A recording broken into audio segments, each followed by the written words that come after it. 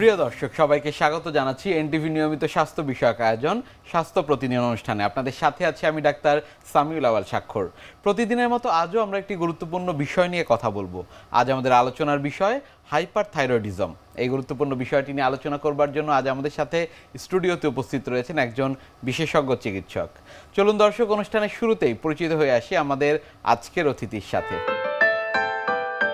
Doctor Shamim Al Mamun 1979 সালের জানুয়ারি মাসে টাঙ্গাইল জেলায় জন্মগ্রহণ করেন। তিনি 2004 সালে বগুড়া মেডিকেল কলেজ থেকে MBBS ডিগ্রি অর্জন করেন। এরপর তিনি চিকিৎসা বিজ্ঞানে উচ্চতর এমফিল ডিগ্রি লাভ করেন। বর্তমানে তিনি ঢাকা মেডিকেল কলেজ ও হাসপাতালের নিউক্লিয়ার মেডিসিন বিভাগের বিভাগীয় প্রধান হিসেবে কর্মরত। আপনাকে স্বাগত জানাচ্ছি আমাদের আজকের এই আয়োজনে। ধন্যবাদ আপনাকে, সেই সাথে এনটিভির অগণিত দর্শককে আমার শুভেচ্ছা। স্যার, হাইপারথাইরয়েডিজম, একেবারে অনুষ্ঠানের শুরুতেই যে বিষয়টি আপনার কাছে জানবার সেটি হচ্ছে হাইপারথাইরয়েডিজম বলতে আসলে কি বোঝায়? আমাকে প্রথমে জানতে হবে থাইরয়েড কি আসলে। এখন কিন্তু মানুষজন মনে করে থাইরয়েড তার একটা রোগ, আসলে কি তাই? তা না, কিন্তু থাইরয়েড হচ্ছে শরীরে এক ধরনের এন্ডোক্রাইন গ্রন্থি বলি আমরা, ঠিক গলার এখানে নিচে থাকে প্রজাপতির মতো একটা গ্ল্যান্ড। সেখান থেকে এক ধরনের হরমোন তৈরি হয়। হরমোনের কাজ কি? হরমোনের কাজ হচ্ছে বডির যে ইন্টারনাল মেকানিজম বলি, বিপাক প্রক্রিয়া, বডি ইন্টারনাল এনভায়রনমেন্ট, সেগুলোকে রক্ষা করা। তাহলে সেখান থেকে এক ধরনের হরমোন তৈরি হচ্ছে, সেই হরমোনের নাম হচ্ছে থাইরক্সিন, আমরা বলি T4। আর একটা হরমোন তৈরি হয় T3। যদি কারোর শরীরে এই T3 এবং T4 এর কি আছে, একটা স্বাভাবিক মাত্রা আছে, সেই মাত্রার চেয়ে যদি T3 এবং T4 বেশি তৈরি হয়, তাহলে আমাদের শরীরে যে সমস্যাগুলো তৈরি হয়, সেই সমস্যাগুলোর সম্মিলিত নামটাই হচ্ছে হাইপারথাইরয়েডিজম। কি কি লক্ষণ উপসর্গ থাকলে আসলে এটিকে হাইপারথাইরয়েডিজমের দিকে যায় এবং চিকিৎসকের শরণাপন্ন হবেন, সেই লক্ষণ উপসর্গ আসলে চিকিৎসকের শরণাপন্ন এভাবে হয় না। কারণ হচ্ছে যে থাইরয়েড গ্রন্থির যে হরমোন তৈরি হয়, সেই হরমোন যে সমস্যাগুলো দেখা দেয়, সেক্ষেত্রে আসলে তারা বুঝতে পারে না। যখন এই থাইরয়েড নিয়ে তো মানুষের মধ্যে ওই রকম সচেতনতা বা সাধারণ মানুষের সেরকম কোনো ধারণা নেই। আসলে কি হতে পারে, সব বয়সেই প্রথমত হতে পারে, যে একদম বাচ্চা থেকে শুরু করে একদম যারা বয়স্ক তাদের ক্ষেত্রেও হতে পারে। বাচ্চা বা যে কোনো তাদের প্রথম যে সমস্যাটা দেখা যায়, তারা প্রচুর ঘামতে থাকে। একটা মানুষ ঘামে, হয়তো তারা মনে করে যে তার গরমে ঘামতেছে, স্বাভাবিক মনে করে। সে দেখা যাচ্ছে কি তার বুকটা সবসময় ধরফর করে। সে দেখা যাচ্ছে হাঁটতেছে, সে হাঁপায় যায়, কোথাও যাচ্ছে হাঁপায় যাচ্ছে, সবসময় মনের মধ্যে সবসময় কি সব একটা ইরিটেবল থাকে। মানে হচ্ছে কি যে তার কোনো কিছুই ভালো লাগে না, সব কিছুতে একটা ছটফট ভাব। এই যে একটা কনসেন্ট্রেশনের ব্যাপার থাকে, সেই কনসেন্ট্রেশনটা সে কখনোই দিতে পারে না, যে কোনো কাজে মনোযোগ দিতে পারতেছে না, সবসময় একটা উচ্ছৃঙ্খল ভাব, এরকম একটা সবসময় দেখা গেছে তার মধ্যে দেখা দেয়। তারপর কি হয় যে তার চোখ দুটো দেখা যাচ্ছে মনে হচ্ছে কোটর থেকে বের হয়ে যাচ্ছে, চোখটা অনেক বড় হয়ে যাচ্ছে হঠাৎ করে। সে যখন দেখা যাচ্ছে কাজ করতেছে সে হাঁপায় যাচ্ছে। এবং সবচেয়ে বড় ব্যাপার যেটা হয় যে এই রোগীগুলা খায় প্রচুর, দেখা গেছে খাওয়া দাওয়া প্রচুর করতেছে কিন্তু তার ওজন কমে যাচ্ছে। ওজনটা দেখা গেছে সে খাচ্ছে প্রচুর কিন্তু তার ওজনটা কমে গেছে। দেখা গেছে যে সে দেখা গেছে দিনে 3-4 বার বাথরুম করতেছে। এই যে সমস্যাগুলা, সার বুক দরফর করার, সে একজন কার্ডিওলজিস্টের কাছে যায়, তার যখন প্রচুর ঘাম হয় সে মনে করে যেটা ইসের জন্য হতে পারে।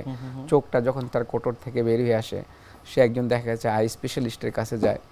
এই যে সমস্যাগুলো, এগুলো সমস্যা নিয়ে দেখা যায় স্পেসিফিক ডক্টরের কাছে তাদের যাওয়া, সেটা কখনোই হয়ে ওঠে না। যার ফলে আবার অনেক ক্ষেত্রে দেখা যায় কি যে এই রোগগুলা কোনো লক্ষণই প্রকাশ পায় না, অনেক বড় বড় সমস্যা নিয়ে আসে। কি হলো যে আপনার হঠাৎ বুকে ব্যথা, আপনাকে নিয়ে কোথায় গেল, হাসপাতালে চলে গেল, একটা কার্ডিয়াক হসপিটালে। দেখা গেল যে কার্ডিয়াক হসপিটালে যে কারণটা আপনার হার্টে দেখা গেছে একটা অ্যারিথমিয়া বলি বা হার্ট অ্যাটাক হয়েছে, কারণটা হাইপারথাইরয়েডিজম। আবার এমন হয় যে একটা ইয়ং মানুষ কি হচ্ছে, হঠাৎ করে স্ট্রোক করে গেছে, নিয়ে গেছে হাসপাতালে, নিয়ে গেছে, পরবর্তীতে দেখা যায় রোগ খুঁজতে গিয়ে দেখালো তার স্ট্রোকের কারণটাও এই হাইপারথাইরয়েডিজম। হাইপারথাইরয়েডিজম কি কারণে হচ্ছে, এই লক্ষণ উপসর্গগুলো? প্রথম জিনিস হচ্ছে যে স্পেসিফিক কোনো কারণ নেই আসলে, এটা এক ধরনের অটোইমিউন ডিজিজ বলি। প্রত্যেকের কি থাকে, আপনার আমার সবার কি থাকে, দেহের রোগ প্রতিরোধ করার একটা ক্ষমতা থাকে। এই ক্ষমতাটা যে সিস্টেমের মাধ্যমে কাজ করে আমরা বলি সেটা ইমিউন সিস্টেম। এটা কি করে, আমার শরীরে অ্যান্টিবডি তৈরি করে, যে কোনো জীবাণু ঢুকলে তার বিরুদ্ধে বাধা দেয়।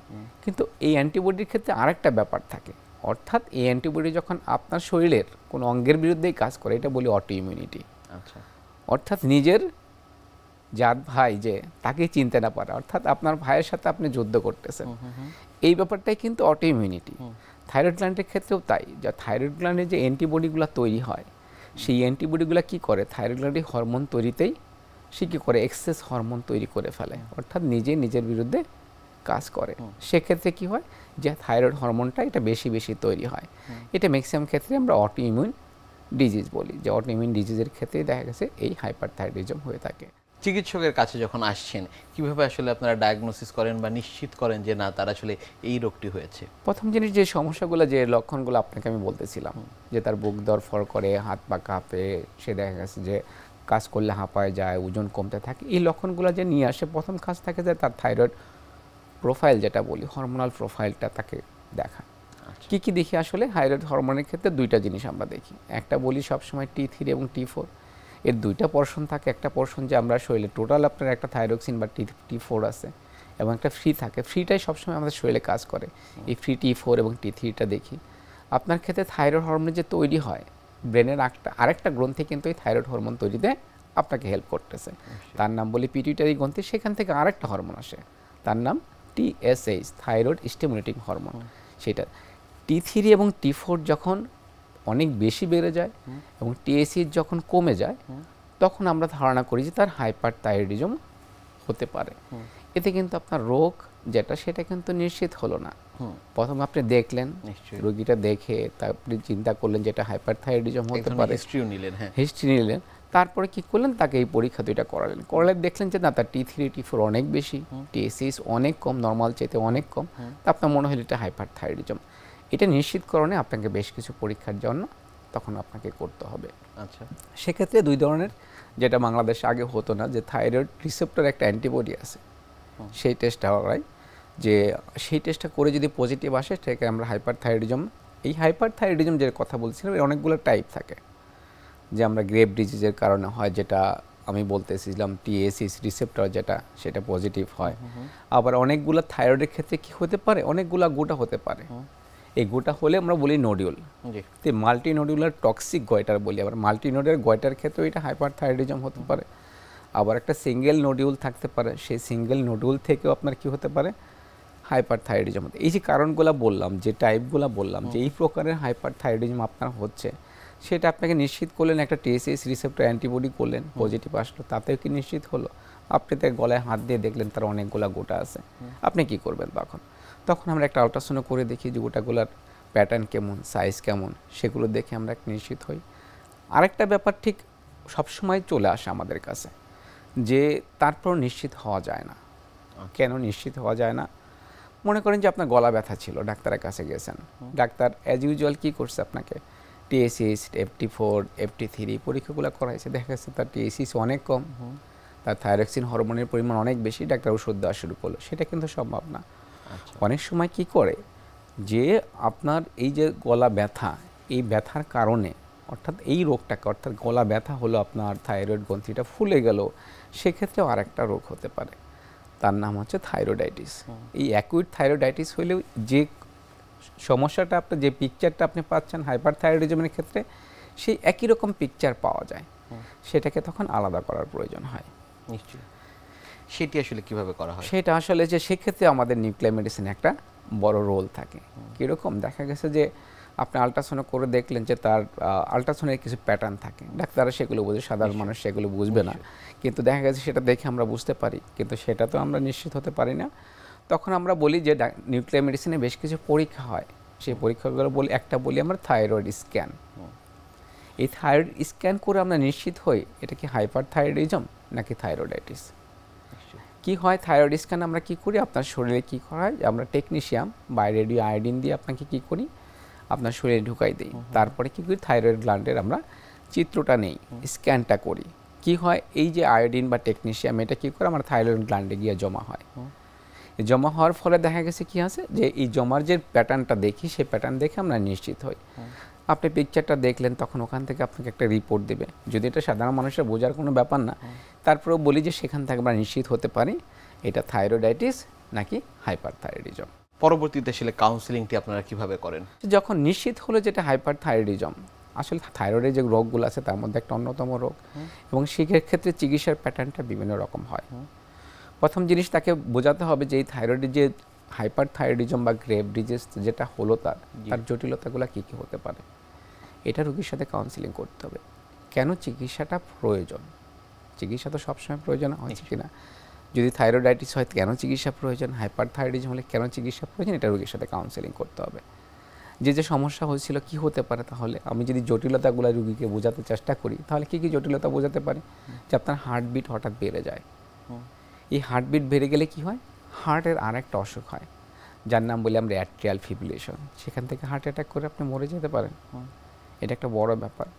কারো হার্টবিট যদি অ্যাট্রিয়াল ফিব্রিলেশন হয়, হার্টবিট যদি অনেক পারসিস্টেন্টলি সবসময় বেড়ে যায়, তাহলে কি হতে পারে, তার ব্রেনের রক্ত চলাচল হঠাৎ কমে যেতে পারে। জটিলতার যে বিষয়গুলো রয়েছে সেটি আপনারা বোঝান। আমরা আসলে হাইপারথাইরয়েডিজমের যে জটিলতাগুলো রয়েছে সেগুলো নিয়ে শুনছিলাম আপনার কাছ থেকে। হ্যাঁ, সেগুলোর ক্ষেত্রে দুটা বললাম আমি, যে হার্ট অ্যাটাক হতে পারে, তার কি হতে পারে, ব্রেন স্ট্রোক করতে পারে। আরেকটা ব্যাপার কিন্তু শুরুতে আমি লক্ষণে বলছিলাম যে আপনার চোখ দুটো কি হয়, কোটর থেকে বেরিয়ে যায়। এটা আমরা অপথ্যালমোপ্যাথি বলি, একজোপথ্যালমাস বলে আর কি। এটা হচ্ছে যে হাইপারথেমিয়ার ক্ষেত্রে একজোপথ্যালমাস। এই একজোপথ্যালমে আই দেখেও কিন্তু অনেক সময় কি করি, তার একটা চিকিৎসার প্রয়োজন, তার চোখের দেখতে সমস্যা হবে, সেটা একটা কথা। রোগীগুলা প্রচণ্ড ঘামবে, শুকিয়ে যাবে। এই যে জটিলতাগুলো হলে এগুলো প্রত্যেকটা পেশেন্টকে কী করতে হবে, তাকে বোঝাতে হবে। এবং তারপরের ক্ষেত্রে তার চিকিৎসার প্যাটার্নটা আসবে, যে আমি জটিলতাগুলো রোগী বুঝলাম, কাউন্সিলিং করলাম, তারপরে তার চিকিৎসার কী কী অপশন আছে সেইগুলো রোগীর সাথে আলোচনা করতে হবে। এবং প্রিফারেবলি চিকিৎসার ক্ষেত্রে কি কি আসতে পারে, একটা ওষুধ আসতে পারে, তার ডেইলি অ্যাক্টিভিটিস নিয়মকানুন আসতে পারে, তার খাবার আসতে পারে, সেগুলো নিয়ে রোগীর সাথে কথা বলতে হবে। হাইপারথাইরয়েডিজম চিকিৎসা পদ্ধতি আসলে কি কি চালু রয়েছে আমাদের দেশে?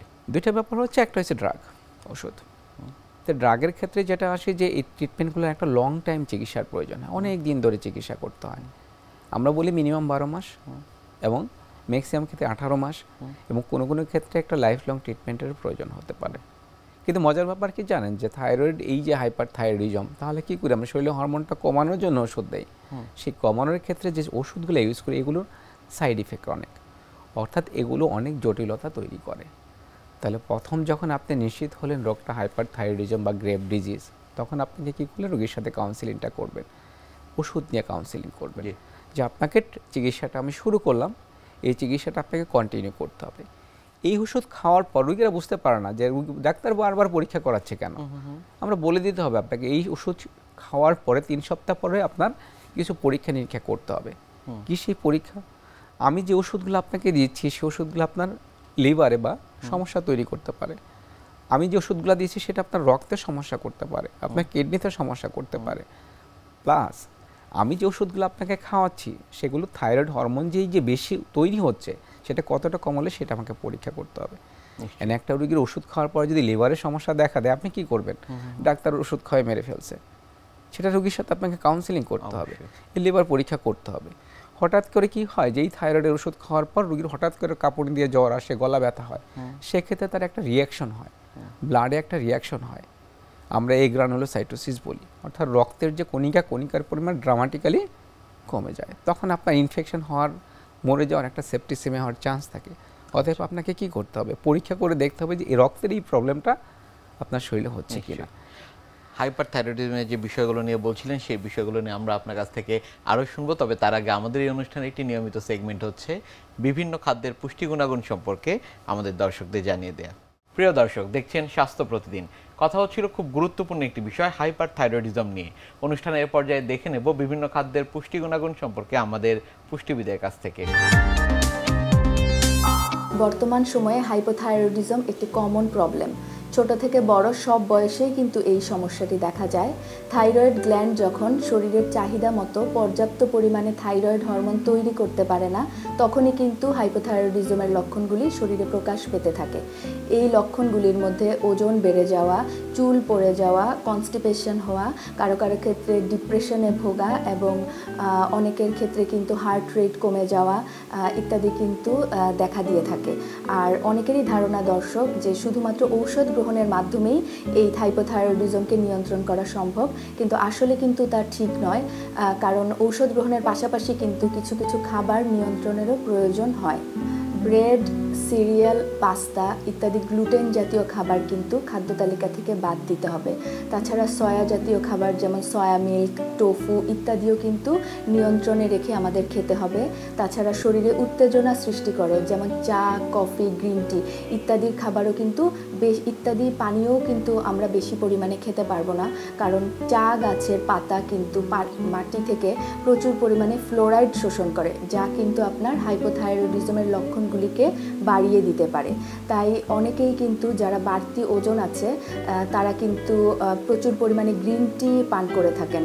তবে আমি বলবো যাদের এই গ্রিন টি পান করার অনেক বেশি অভ্যাস আছে তারা কিন্তু অবশ্যই এ ব্যাপারে সচেতন হবেন। প্রতিদিনের খাদ্য তালিকায় আপনি প্রচুর পরিমাণে আঁশ জাতীয় খাবার অন্তর্ভুক্ত করতে পারেন, কারণ যারা হাইপোথাইরয়েডিজমে আক্রান্ত তাদের কিন্তু ডাইজেশন এবং কনস্টিপেশনের সমস্যা থাকে, আর এই আঁশ জাতীয় খাবার কিন্তু আপনার ডাইজেশন এবং কনস্টিপেশন দূর করতে আপনাকে সাহায্য করবে। প্রতিদিন 8 থেকে 12 গ্লাস পানি পান করা উচিত, কারণ মেটাবলিজমের জন্য কিন্তু প্রচুর পানি প্রয়োজন হয়। হাইপোথাইরয়েডিজমের কারণে যেহেতু প্রচুর পরিমাণে ওজন বাড়ে, তাই দর্শক অবশ্যই আপনার প্রতিদিনের ডেইলি অ্যাক্টিভিটি একটু বাড়াতে হবে এবং সেই সাথে কিছু পরিমাণ এক্সারসাইজ করতে পারেন প্রতিদিন, তাহলেই কিন্তু আপনি আপনার ওজনটাকে একটু নিয়ন্ত্রণ করতে পারবেন। প্রতিদিন অন্তত 30 মিনিট ফ্রি হ্যান্ড এক্সারসাইজ করতে পারেন। কিছু স্পেসিফিক ফুড আছে যা কিন্তু থাইরয়েড ফাংশনে ইন্টারফেয়ার করে, যেমন ভেজিটেবলসের মধ্যে ব্রকলি, বাঁধাকপি, ফুলকপি, শালগম, বেগুন, পালং শাক ইত্যাদি, এবং ফ্রুটসের মধ্যে যেমন স্ট্রবেরি, পিচ, পিয়ার্স, গ্রেপস ইত্যাদি কিন্তু খুব বেশি পরিমাণে খাওয়া যাবে না। তাছাড়া artificial sweetener, soya sauce, mayonnaise ইত্যাদিও কিন্তু খুব বেশি পরিমাণে খাওয়া যাবে না। আর দর্শক খেয়াল রাখতে হবে এই খাবারগুলি যাতে আমাদের প্রতিদিনের খাদ্য তালিকায় না থাকে, তবে অকেশনালি মাঝে মাঝে এই খাবারগুলি খাওয়া যাবে। তাই যারা হাইপোথাইরয়েডিজমের সমস্যায় ভুগছেন তাদের উদ্দেশ্যে আমি বলবো অবশ্যই ঔষধ গ্রহণের পাশাপাশি কিন্তু খাবার নিয়ন্ত্রণের দিকেও খেয়াল রাখবেন, তাহলেই কিন্তু আপনি এই হাইপোথাইরয়েডিজমের সমস্যাকে নিয়ন্ত্রণ করতে পারবেন। হাইপারথাইরয়েডিজম এই রোগটি শনাক্ত হবার পর ওষুধ শুরু করা হলো, সেটি আসলে সারা জীবন খেয়ে যেতে হবে কিনা? এটা বলছে যে 12 মাস মিনিমাম চিকিৎসাটা করতে হয়। ওষুধগুলোকে ডোজটাকে আপনার ফিজিশিয়ান অ্যাডজাস্ট করবে, এটা নিজের চিকিৎসা করার কিছু নাই। 18 মাসও লাগে।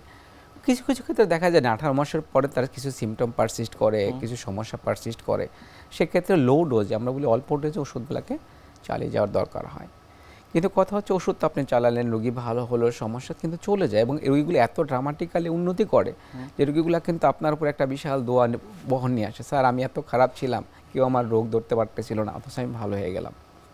কিন্তু আরেকটা ব্যাপার কিন্তু এখানে ইম্পর্ট্যান্ট, যদি ওষুধ সহ্য করতে না পারেন, ওষুধের জটিলতা হয়, তাহলে আপনি কি করবেন? ট্রিটমেন্টের আরেকটা অপশন কিন্তু তখন থেকে যায়, রোগীদের বোঝায় যদি ওষুধ কোনো ওষুধই আপনার সহ্য হলো না, তাহলে আমরা কি করব। এই রোগগুলোর দুইটা অপশন থাকে।